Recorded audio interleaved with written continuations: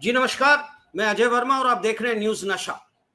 आज एक बड़ा मुद्दा है जिसपे मैं आपके साथ अपने वरिष्ठ पत्रकार महाराष्ट्र से, जिन्होंने पूरी इस घटना को झेला है, देखा है और कवरेज किया है, उनके साथ में आऊंगा। पर पहले मैं आपसे मुद्दे पे डिस्कस कर लूं। ये मुद्दा क्या है?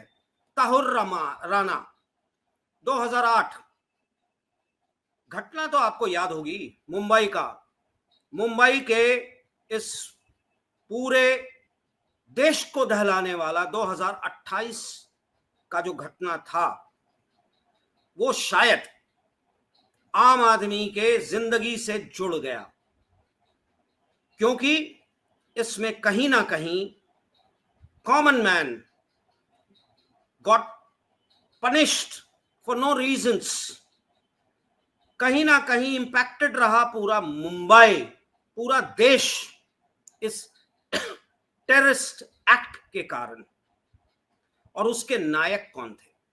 इस पूरे घटना के लिए कौन इन्वॉल्व था? साजिद मीर, पाकिस्तान का टेररिस्ट, लश्कर ए तौयबा, हुजी का एक्टिविस्ट, जिसने इस्तेमाल किया डेविड कोलमैन हेडली को। ये डेविड कोलमैन हेडली था कौन और उसका असल नाम क्या था? किसी को पता है क्या? हम भूल जाते हैं चीजों को, पर सच्चाई यह है कि हमें उन चीजों पे ध्यान रखना चाहिए। आज की तारीख में वक्फ को लेकर, तरह तरह के मुद्दों को लेकर यहां कम्युनिटी फीलिंग्स बढ़ाई जाती हैं, राजनीति खेला जाता है। पर किसी को याद है 2008 की वो घटना जिसने पूरे देश को दहला दिया था? 10 जगहों पे टेरर अटैक, चुने हुए जगह जैसे ताज होटल, ओबेरॉय, छाबद हाउस, कितने लोग मारे गए? छत्रपति शिवाजी रेलवे स्टेशन, 160 से ज्यादा लोग मारे गए, 6 अमेरिकन, और इन पूरे देश, पूरे विदेश के कुछ ना कुछ नागरिक थे जो कहीं ना कहीं इंपैक्टेड हुए थे। इसका मुखिया कौन था? साजिद मीर, जिसके बारे में कहा जा रहा है कि वो पाकिस्तान के जेल में बंद पड़ा है, मर गया या जिंदा है। बचने के लिए लोग एक जेल से दूसरे जेल के ट्रांसफर से रोकने के लिए इस तरह की घटनाएं होती रहती हैं पाकिस्तान में। साजिद मीर ने इस्तेमाल किया था David Coleman Headley, Pakistani American. उसका ओरिजिनल नाम क्या था? सैयद गिलानी। 64 साल का वो मास्टरमाइंड था इन अ वे, एंड ही यूज्ड, किसको इस्तेमाल किया उसने? ताहुर राणा को, अनदर पाकिस्तानी, जो कि पाकिस्तान के मिलिट्री मेडिकल कोर से जुड़ा हुआ बंदा था। फिर उसने कनाडा में अपना सिटीजनशिप ले लिया, शिकागो में शिफ्ट कर गया, इमिग्रेशन कंसल्टेंसी खोल रखी, और उसने डेविड कोलमैन को प्रोविजंस प्रोवाइड किए to enter India. Sajid Mir ने ये जो था ना डेविड कोलमैन, क्या नाम बताया आपको? David Coleman Headley. उसका असल नाम तो दाऊद साइद गिलानी था। साजिद मीर ने उसको कहा नाम बदल लो, पाकिस्तानी पकड़ा जाओगे, थोड़ा सा अमेरिकन नाम हो। उसने अपने बाप का नाम भी पासपोर्ट में चेंज कर लिया और विलियम हेडली रख दिया, जबकि उसके बाप का नाम था सैयद सलीम गिलानी। खैर, ये सब तो आपकी जानकारी में है। मैं ये कह रहा हूं, ताहुर राणा का एक्सट्रेडिशन फाइनल हो चुका है। यूएस सुप्रीम कोर्ट ने उसे एक्सट्रेडिट कर दिया है, and he will be brought any moment to India. और उसका आना एनआईए के लिए जरूरी था, ये एस्टैब्लिश करने के लिए कि पाकिस्तान और आईएसआई और लश्कर ए तौबा, हुजी जैसे मिलिटेंट आउटफिट का क्या रोल था इस 2008 के मुंबई अटैक पे। हम चलते हैं सुभाष शिर्के जी के पास, जिनसे हम जानना चाहेंगे कि क्या हुआ था 2008 में और क्या मुद्दा है, और कौन कौन नाम, किन का नाम आया था और क्यों इतना समय लग गया, 17 साल राजनीति। फाइनली एक्सट्रेडिशन, मोदी जी ने ट्रंप के साथ प्रेस कॉन्फ्रेंस में ये अनाउंस हुआ कि the evils will be sent back, the most evils will be sent back, this was the word if I am not wrong. जी सुभाष जी। देखिए अजय जी, इसमें सबसे बड़ी जो बात है कि 2008 28 नवंबर 2008 को ये घटना घटी और उसके बाद ये टेररिस्ट अटैक हुआ और उसमें पाकिस्तान से लश्कर तैयबा के टेररिस्ट थे, वो समंदर के रास्ते आ गए और उन्होंने ये सारे कार्रवाई को अंजाम दे दिया। इससे पहले भी ऐसा ही एक वाकया हुआ था, ऐसी एक घटना हुई थी कि लश्कर तैयबा के एक टेररिस्ट को नेपाल बॉर्डर में अरेस्ट किया गया था और तब उसने बताया था कि वो समंदर के जरिए भारत में आया था। तो इससे पहले ये वाकया हुआ था, लेकिन सिक्योरिटी एजेंसीज ने उस तरफ ज्यादा ध्यान नहीं दिया और ये 28 नवंबर 2008 वाला टेररिस्ट अटैक हुआ और इस अटैक में पूरा विश्व देख रहा था, क्योंकि ये पहला टेररिस्ट अटैक था जो सब जगह पे लाइव चल रहा था, टीवी मीडिया के जरिए लाइव चल रहा था। दूसरा, ये जो पूरी तरह से जो हैंडलर थे टेररिस्ट जो पाकिस्तान से आए थे, उनके जो हैंडलर्स थे वो पाकिस्तान में बैठे हुए थे और वो जो इंस्ट्रक्शंस दे रहे थे वो सैटेलाइट फोन के जरिए दे रहे थे और इस फोन को टैपिंग CIA और भारत की जो रॉ एजेंसी है इन्होंने किया था और उससे इंडियन एजेंसीज को जानकारी मिल रही थी।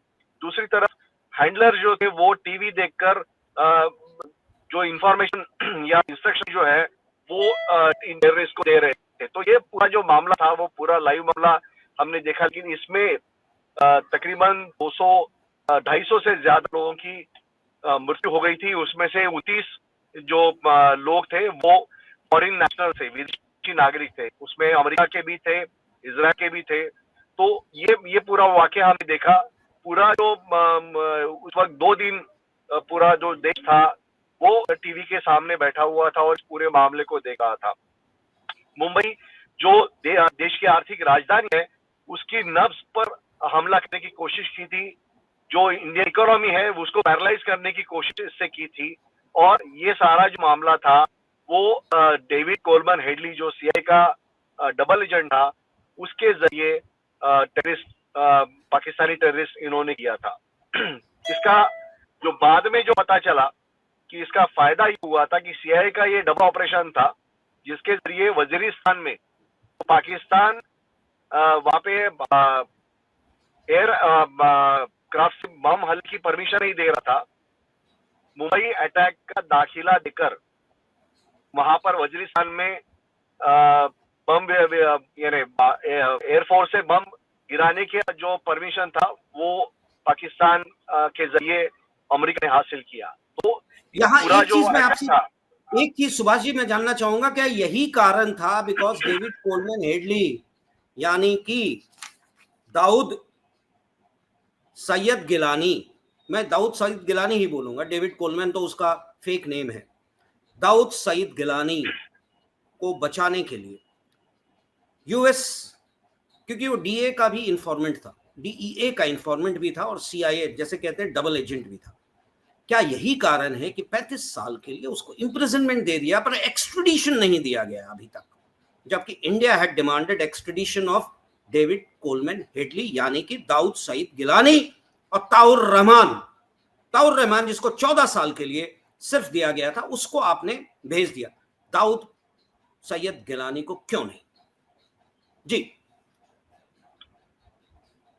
देखिए, जो ये इंटरनेशनल टेररिज्म होते हैं इसके कई मायने होते हैं और इस मायने में एक कड़ी यही है कि अमेरिका जो ऑपरेट होती है CIA के जरिए वो अपने राष्ट्र के हित के लिए ऑपरेट होती है, किसी दूसरे राष्ट्र के लिए नहीं होती। तो ऐसे में ये सच्चाई है कि अमेरिकी CIA का ये एजेंट था डेविड हेडली, जो डबल एजेंट हम जिसको कह सकते हैं कि वो पाकिस्तानी टेररिस्ट भी जुड़ा हुआ था। और इस मुंबई हमले का उदाहरण देकर अमेरिका ने वजीरिस्तान में अपने इंटरेस्ट के लिए वहां पर तालिबान के जो लोग थे उन पर अटैक करने के लिए परमिशन ले ली पाकिस्तान से। तो एक तरह से पाकिस्तान की यानी उसका हाथ मरोड़कर ये का काम अमेरिका ने किया और उसके लिए भारत में 200-250 से ज्यादा लोग उनकी हत्या उस वक्त टेररिस्ट ने की थी।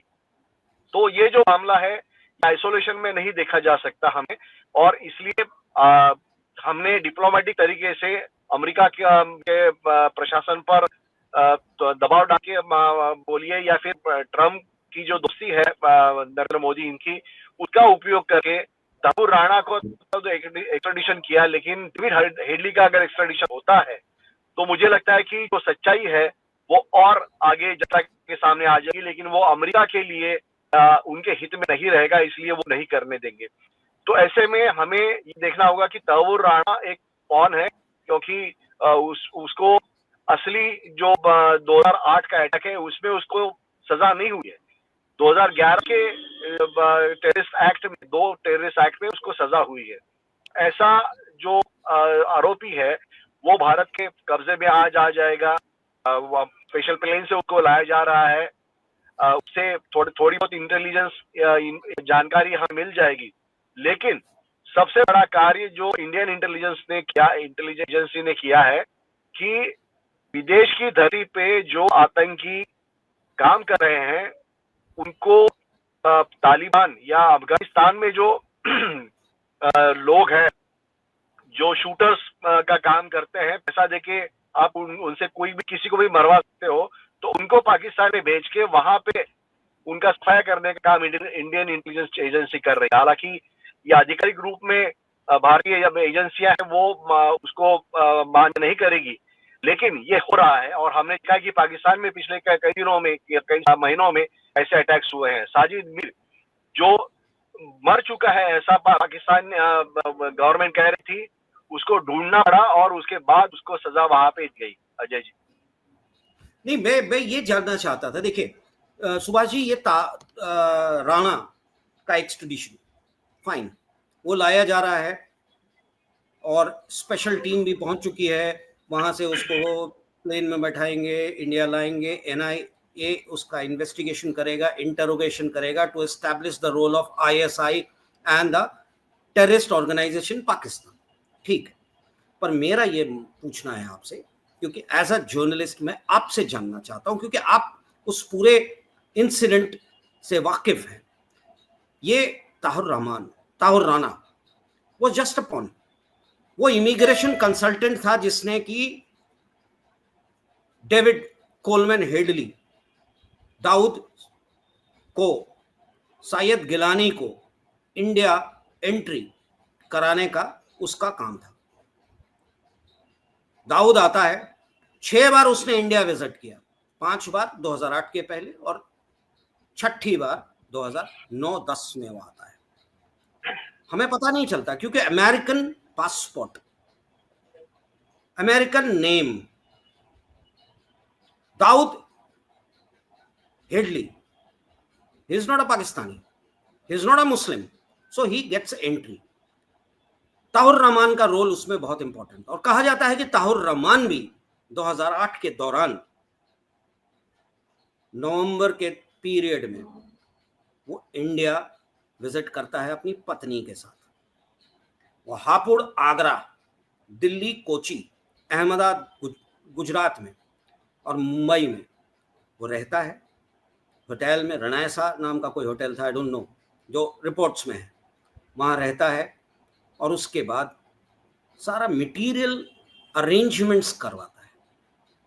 सो he was a handler, he was just a pawn used by David Coleman Headley, यानी कि दाऊद सईद गिलानी, जिसका हैंडलर था साजिद मीर। आप कह रहे हैं कि हम इन्वेस्टिगेशन में, इंटरोगेशन में एस्टैब्लिश कर लेंगे। Why the government is not making and doing the required pressure to get David Coleman Headley back to India on extradition? He is the mastermind. वही आया था ना यहाँ. He visited all those 10 spots. उसने surveillance किया, videos बनाए, and accordingly plant किया attackers को, ताहुर रहमान इज वन थिंग, हम पीठ ना थपथपाए ताहुर राणा को लाकर। मुझे लगता है जब तक David Coleman Headley is not extradited, brought back to India, brought to India for investigation and interrogation, 2008 का मुद्दा मामला क्लैरिटी नहीं आएगी। आपका क्या कहना है? इसमें जैसे आप कह रहे हैं कि सबसे बड़ा रोल डेविड कोलमैन हेडली का है। ये 5 एजेंसियां भी जानती थी कि इसने मदद की, इसका जो अमेरिकी पासपोर्ट है उसके लिए उसकी मदद पाकिस्तानी टेररिस्ट को हुई थी। तो ये कंस्पिरेटर है और मेन कंस्पिरेटर है, तो उसको उस हिसाब से सजा होनी चाहिए थी। भारतीय जमीन का उपयोग अमेरिकी हित के लिए किया जाना ये एक अलग बात है और उसके लिए उसको सजा मिलनी चाहिए, क्योंकि 250 से ज्यादा भारतीय लोग मरे हैं इस पूरे अटैक में। तो ऐसे में एक कोई स्पाई एजेंसी का ये मसला बोल के इसको नहीं छोड़ा जा सकता। दूसरा, काउंटर स्पाइनेज बोला जाता है, जैसे एक जासूस पर उसकी जासूसी की जाती है, उस पे भारतीय जासूस जो है वो एजेंसियां जो है वो फेल हो गई। नहीं तो डेविड कोलमैन हेडली जो है वो यहाँ पे आ रहा है और वो सारी चीजें कर रहा है, इसकी जानकारी हमें मिल जाती है, लेकिन वो नहीं मिली। तो हमारे कहीं ना कहीं ये इंटेलिजेंस फेल्यूर भी है। दूसरी तरफ अमेरिका हमें फिर मदद करती है और सैटेलाइट फोन के जरिए जो हैंडलर्स बात कर रहे थे वो उसका चीजें उन्होंने हमें बताया, ये अच्छी बात है, लेकिन इसका फायदा अमेरिका को ही हुआ। हमारे जो जवान 15 जवान मरे इसमें, और तुकाराम ओमले जैसा शख्स, बहादुर सिपाही, वो पूरा ये लश्कर तैयबा के टेररिस्ट, अभी तक टेररिज्म के इतिहास में लश्कर तैयबा का टेररिस्ट जिंदा पकड़ पाना ये सिर्फ भारतीय पुलिस की भारतीय पुलिस ने काम किया है और ये मुंबई पुलिस ने काम किया है। तुकाराम ओमले इनकी शहादत के लिए शहादत के कारण ये क्या हुआ है और ये फायदा हमें मिला है। एक जिंदा टेररिस्ट जो है वो हमें हम पकड़ पाए, उसको सजा दिलवा पाए, उसके जरिए पूरा जो पाकिस्तान का जो टेररिज्म का इंफ्रास्ट्रक्चर है वो पूरे विश्व के सामने आया। ये सबसे बड़ी उपलब्धि है मुंबई पुलिस की और भारतीय पुलिस की। तो हमें ये भी देखना होगा कि पॉजिटिव चीजें कई सारी हुई है इसमें, लेकिन हर बार कोई ना कोई आता है हमारी जमीन का, हमारे लोगों का उपयोग करके अपना काम वो निकालता है और उसके लिए हमारे लोग मारे जाते हैं। ये हम कितने दिन होने देंगे, ये सबसे बड़ा सवाल है। और इसके लिए डेविड कोलमैन हेडली को लाना, उसको कटघरे में, कानून के कटघरे में खड़ा करना भारतीय न्याय व्यवस्था के, और उसको सजा दिलवाना, ये सबसे बड़ी जरूरत है। और मुझे लगता है कि मोदी साहब के अच्छे रिश्ते हैं ट्रंप साहब के साथ, और अगर वो मांग करेंगे तो शायद ये हो भी सकता है कि आज की तारीख में जितने भी डीप स्टेट है अमेरिका में, उसका बुर्का उतारने में ट्रंप और मस्क भाई ये दोनों लगे हुए हैं। तो मुझे लगता है कि ये जो डीप स्टेट है उनका भी नकाब अगर वो उतार दे तो भारत के लिए आसान हो जाएगा। मेरा जो सवाल था वो अभी भी वही है जहां था। ताहुर राणा को लाना क्या बहुत बड़ी उपलब्धि है हमारे लिए? है, एक तरह से है, मैं मानता हूं। इतने सालों के बाद आपने एक को कॉन्स्पिरेटर को पकड़कर एक्स्ट्राडाइट करा लिया और इंडिया ला रहे हैं। उसके इन्वेस्टिगेशन और इंटरोगेशन के दौरान बहुत सारी चीजें खुलेंगी, पर जो मेन कॉन्स्पिरेटर है जब तक वो सामने नहीं आएगा, मुझे नहीं लगता है कि 2008 की घटना से घटित या त्रसित या इंपैक्टेड मुंबई की जनता इस चीज को एक्सेप्ट कर पाएगी। घरों में चिराग बुझ गया, एक छोटी सी घटना के कारण पूरा देश दहल चुका था, उन कॉन्स्पिरेटर्स के कारण, जो कि एक धर्म के नाम पे। ताहुर राणा ने क्या, आपने भी देखा होगा, ताहुर राणा ने जब एक्सट्रेडिशन की बात आई उसने क्या इशू उठाया था अपनी बचाव में। उसने क्या कहा था कि अगर मुझे इंडिया भेज दोगे मुझे टॉर्चर किया जाएगा, मेरी स्थिति, मेरा physical condition is not to accept it. साथ में उसके काउंसिल ने ये बात उठाई थी कि ही इज अ मुस्लिम, अ पाकिस्तानी, तो इंडिया में टॉर्चर ज्यादा होगा। ये भाई टेरर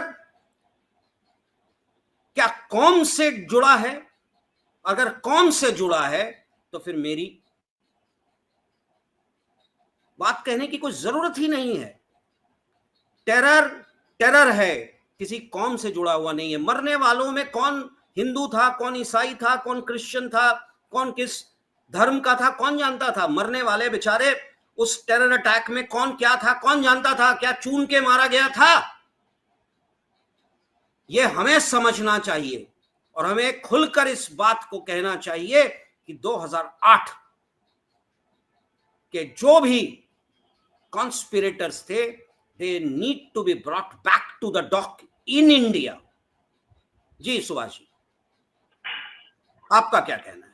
देखिए, इसमें सबसे बड़ी जो बात है कि ये तो अमेरिकी डेविड कोलमन हेडली जो दाऊद गिलानी है उसको तो लाना चाहिए, लेकिन पाकिस्तान में पनाह अभी तक मिली है उन लोगों को भी सजा होनी चाहिए। वहां पे पाकिस्तान में कोर्ट में उनको सजा देना, ये कोई सजा नहीं, हम नहीं, उसको भारतीय न्याय व्यवस्था में सजा दिलवानी चाहिए। और वो जब तक नहीं मिलती तब तक इस घटना की कोई न्याय मिला है ऐसा हम नहीं मानेंगे।